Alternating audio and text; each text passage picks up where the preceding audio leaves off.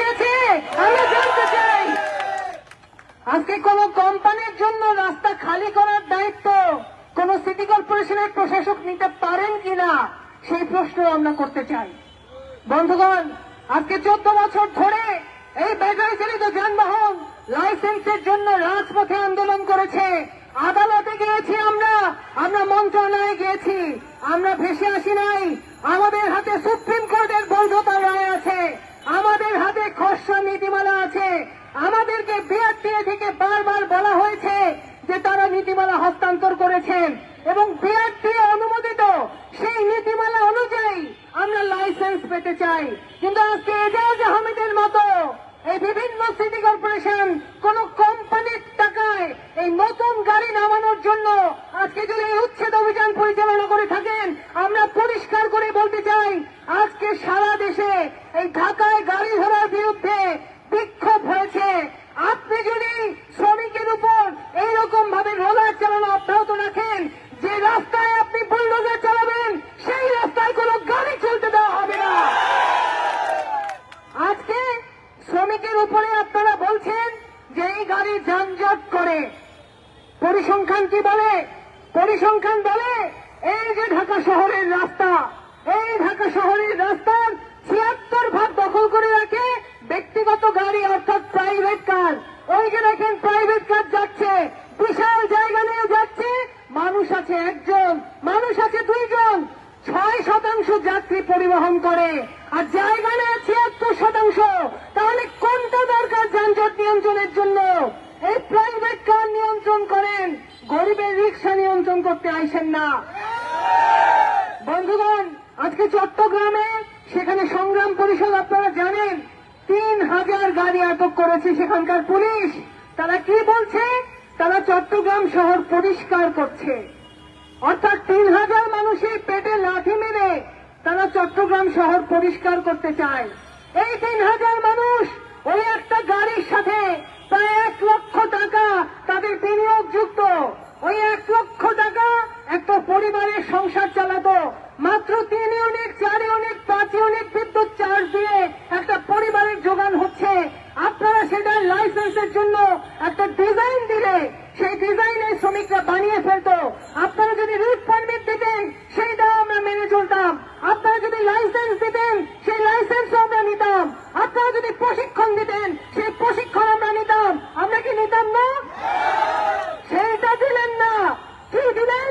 দিলেন পেটে লাঠি। 3000 মানুষের পেটে লাঠি দিলেন। তারপরে যখন সেটার প্রতিবাদ করতে গেলেন, সংগ্রাম পরিষদের আহ্বায়ক আল কাদেরী জয় সহ সেখানকার নেতৃবৃন্দ তাদেরকে দিলেন বিশেষ ক্ষমতা আইনে মামলা। বিশেষ ক্ষমতা আইন কার করা? ওই শেখ মুজিবুর রহমান যখন বিরোধী মত দমনের জন্য বিশেষ ক্ষমতা আইন করেছেন 74 সালে।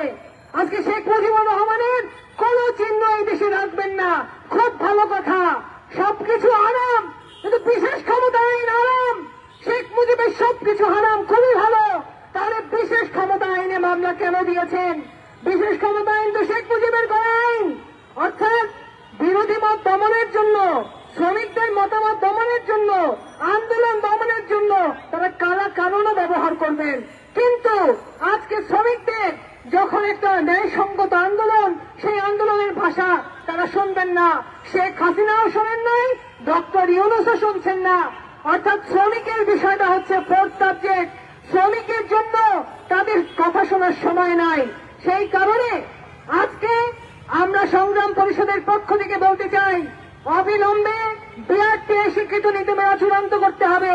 কোন কোম্পানির লবিং তদবিরে, কোন প্রশাসকের চক্রান্তে কোন কোম্পানিকে ব্যবসা করতে দেওয়া হবে না। আমাদের শ্রমিকদের ডিজাইন মডিফিকেশনের সুযোগ দিতে হবে। আমাদেরকে আমাদের গাড়িগুলির ডিজাইন পরিবর্তন করার সুযোগ দিতে হবে। দেশীয় আমাদের যে ডিজাইন আছে সেখানে পরিবর্তনের কথা বলেন, আমরা মানব, কিন্তু কোন কোম্পানিকে ব্যবসা করার জন্য আজকে এই সিটি কর্পোরেশনের হাতে লাইসেন্স তুলে দেওয়া যাবে না। বিআরটিএ লাইসেন্স দিতে হবে, ডিজাইন দিতে হবে, রেজিস্ট্রেশন দিতে হবে, প্রশিক্ষণ দিতে হবে। আমাদের নেতৃবৃন্দ যাদেরকে গ্রেপ্তার করেছেন অবিলম্বে তাদেরকে ছেড়ে দিতে হবে। আমরা শেখ হাসিনার আমলেও গ্রেপ্তার হয়েছি, আমরা শেখ হাসিনার আমলেও মামলা খেয়েছি। পুলিশের লাঠির বাড়ি ওগুলি আমাদের চেনা আছে, কিন্তু অন্তর্বর্তীকালীন সরকার বৈষম্য বিলুপ্ত করবে এই কথা বলে ক্ষমতায় এসে শ্রমিকদের প্রতি সবচেয়ে বড় বৈষম্যের এই প্রতিফলন ঘটিয়েছে।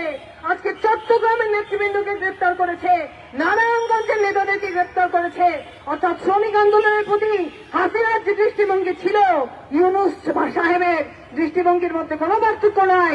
আমরা সেই কারণে সারা দেশে সংগ্রাম পরিষদের পক্ষ থেকে অবিলম্বে বিআরটিএ স্বীকৃত লাইসেন্স দেওয়ার দাবি জানাচ্ছি এবং চট্টগ্রাম সহ সারা দেশে সংগ্রাম পরিষদের নেতৃবৃন্দের উপরে দমন পীড়ন নির্যাতন বন্ধ করে গ্রেপ্তারকৃত নেতৃবৃন্দকে অবিলম্বে ছেড়ে দেওয়ার দাবি জানাচ্ছি।